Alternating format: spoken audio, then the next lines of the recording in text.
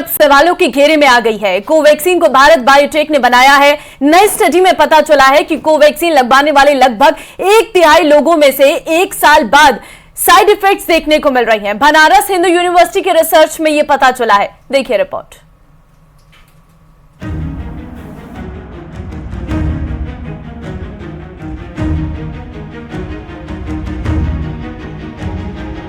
Corona महामारी से बचने के लिए बने वैक्सीन अब सवालों के घेरे में है।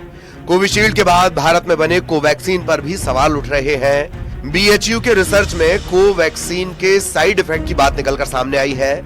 Research science journal Springer link में पब्लिश हुआ है। इन साइड इफेक्ट में सांस संबंधी इंफेक्शन, स्किन से जुड़ी बीमारियां, ब्लड क्लॉटिंग, पीरियड्स में दिक्कतें जैसी परेशानियां हैं। हालांकि आईसीएमआर के पूर्व डीजी का कहना है कि दुनिया में जो भी वैक्सीन है उनमें साइड इफेक्ट होते हैं। तो मेरा ये कहना है कि जब ये कोविड की महामारी हो रही थी तब लोग चींटियों की तरह मर रहे थे, तो उस वक्त वैक्सीन जरूरी था। और जितने भी वैक्सीन दुनिया में हुए हैं हर एक में साइड इफेक्ट हुआ है। कोई भी वैक्सीन जो अभी भी यूज हो रहा है कहीं पर, ऐसा नहीं होता कि साइड इफेक्ट नहीं होता है। लेकिन कोविड-19 के जो वैक्सीन बने हैं उनमें कुछ खास साइड इफेक्ट्स होते हैं जो सारे वैक्सीन में एक ही जैसे हैं। बीएचयू ने वैक्सीन लगने के 1 साल बाद लोगों पर रिसर्च की, वहीं वैक्सीन पर आईसीएमआर ने फॉलोअप लिया है। एनके गांगुली की माने तो कोरोना महामारी से बचने के लिए वैक्सीन का तब फॉलोअप नहीं लिया जा सकता था। ये कोई बोल नहीं सकता। जब वैक्सीन यूज होता है उस वक्त इमरजेंसी अप्रूवल में वैक्सीन यूज हुए थे, और जब इमरजेंसी वैक्सीन के हिसाब से यूज हुआ था उस वक्त फॉलोअप रिजल्ट्स नहीं पता था। तो फॉलोअप रिजल्ट्स इसलिए नहीं पता था कि संभव ही नहीं था। ऐसे में सवाल यह है कि क्या इसमें कुछ घबराने जैसी बात है, तो इसका जवाब है नहीं। दरअसल रिसर्च में जिस साइड इफेक्ट को लेकर कहा गया है उसकी संख्या बेहद कम है, यानी साइड इफेक्ट है लेकिन कम लोगों के बीच है। इसमें जो इशू है, जो अपर रेस्पिरेटरी ट्रैक्ट इन्फेक्शंस हैं जो ये बोल रहे हैं, ये हर आदमी में साल में होता है, 4 या 5 बार होता है, माइनर कभी कभार। तो वो तो होगा ही, लोगों में होगा। डिपेंड करता है कि वो लोग कैसे मकानों में रहते हैं, कहाँ रहते हैं। वो अगर बैलेंस नहीं हो तो एक ग्रुप में थोड़ा ज्यादा, एक ग्रुप में कम हो सकता है। बट इसमें जो मेजर साइड इफेक्ट्स हैं जिसमें कि डरने की चीजें हैं वो है नर्वस सिस्टम की, जो है जिसमें कि गुलेन-बैरे सिंड्रोम होता है, जिसमें कि थ्रोम्बोसिस के रिलेटेड स्ट्रोक वगैरह होता है। तो ये वाले सीरियस साइड है, बट ये बहुत कम है, 0.2% के करीब है।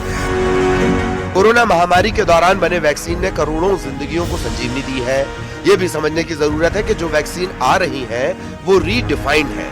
कुल मिलाकर साइड इफेक्ट है लेकिन घबराने जैसा कुछ भी नहीं है। फराह खान, न्यूज़ 18, दिल्ली।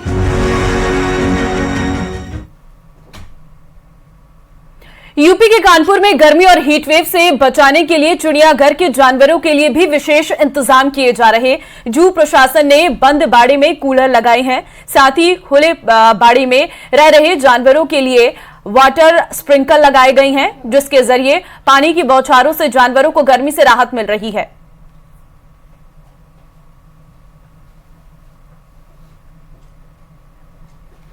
तो देखिए, भीषण गर्मी है और इस गर्मी में जानवरों की सुरक्षा भी बहुत जरूरी है। ऐसे में भीषण गर्मी से ये जानवर भी बेहद परेशान हैं। शेर, तेंदुआ, बाघ के बाड़े में कूलर लगाए गए हैं ताकि यह आराम से रह सके। वाटर स्प्रिंकल लगाकर इन्हें राहत दी जा रही है। देखिए, गर्मी बहुत ज्यादा बढ़ गई है। डिग्री टेम्परेचर की अगर मैं बात करूं तो 45 से 47 डिग्री सेल्सियस इस वक्त टेम्परेचर पहुंच गया है, जिसने बहुत ज्यादा लोगों को परेशान कर दिया है। और ऐसे में इस गर्मी से सिर्फ आम आदमी नहीं बल्कि जानवर भी खासे परेशान हैं, और इस गर्मी से बचाव के लिए जानवरों के लिए विशेष इंतजाम भी किए गए हैं।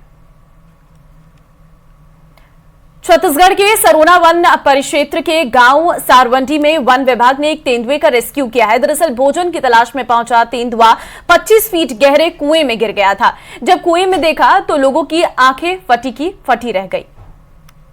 छत्तीसगढ़ के सरोना वन परिक्षेत्र के गांव सारवंडी में वन विभाग ने एक तेंदुए का रेस्क्यू किया है। दरअसल भोजन की तलाश में पहुंचा तेंदुआ 25 फीट गहरे कुएं में गिर गया था। लोगों को इस बात की जानकारी तब हुई जब वो पानी भरने के लिए कुएं के पास गए। उन्होंने जब कुएं में देखा तो उनकी आंखें फटी की फटी रह गईं। तेंदुआ कुएं से निकलने की लगातार कोशिश कर रहा था। ग्रामीणों ने तत्काल इसकी सूचना वन विभाग को दी। तेंदुए के कुएं में गिरे होने की जानकारी मिलने के बाद वन विभाग ने रेस्क्यू ऑपरेशन शुरू कर दिया। इसके लिए बांस का मचान बनाकर कुएं में डाला गया। सुरक्षा के मद्देनजर उसे रात को अंधेरे में 8 बजे कुएं से बाहर निकाला गया। सुरक्षा के लिए पूरे समय विभाग के अधिकारी सारवंडी में ही जुटे रहे। और चलिए इस बुलेटिन में फिलहाल के लिए बस इतना ही। बाकी अन्य खबरों के लिए